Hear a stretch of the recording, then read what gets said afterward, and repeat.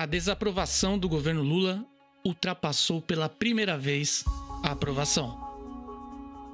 Mas o que isso realmente significa e importa? Estamos testemunhando o início de uma queda acelerada de popularidade, que nós já sabíamos que existia? Ou há algo mais profundo por trás dessas pesquisas? The world runs on individuals pursuing their separate interests. The great achievements of civilization have not come from government bureaus.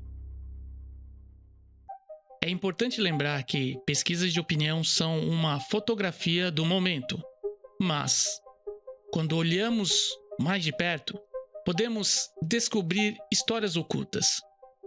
Você sabia, por exemplo, que os números divulgados para o público muitas vezes são diferentes do que os políticos veem internamente? E que memes e notícias podem influenciar tanto quanto uma crise econômica? No início do seu mandato, Lula assumiu com uma base de apoio significativa, tanto no Congresso quanto entre o eleitorado. Mas os desafios surgiram muito rapidamente. Veio o aumento da inflação, a desvalorização do real e uma população cada vez mais insatisfeita com o alto custo de vida. Adicionalmente, há um crescente descontentamento com casos de corrupção que permanecem no Brasil. Desde o início do governo, surgiram acusações e polêmicas envolvendo aliados políticos, o que reacendeu memórias do Mensalão e da Lava Jato. Esses elementos compõem o pano de fundo para os números negativos que vemos agora. Segundo a pesquisa Atlas Intel, a desaprovação do governo Lula alcançou 51%, enquanto a aprovação caiu para 45%. Esses números revelam mais do que uma simples insatisfação momentânea. Eu gostaria muito de entender esse percentual de eleitores ou de pessoas que acham satisfatória o governo Lula. Elas vivem no Brasil? A economia é sempre um dos fatores mais sensíveis para a popularidade de um governo.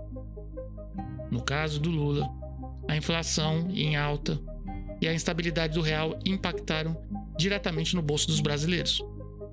Além disso, as medidas como a tentativa de regulamentar a economia digital, eles não sabem o vespeiro que eles estão mexendo. Trouxeram receios de aumento de impostos e maior intervencionismo. Historicamente, governos que perdem o apoio popular enfrentam muitas dificuldades para implementar as suas agendas. Podemos observar o caso de Dilma Rousseff, cujo impeachment foi precedido por níveis de desaprovação semelhantes.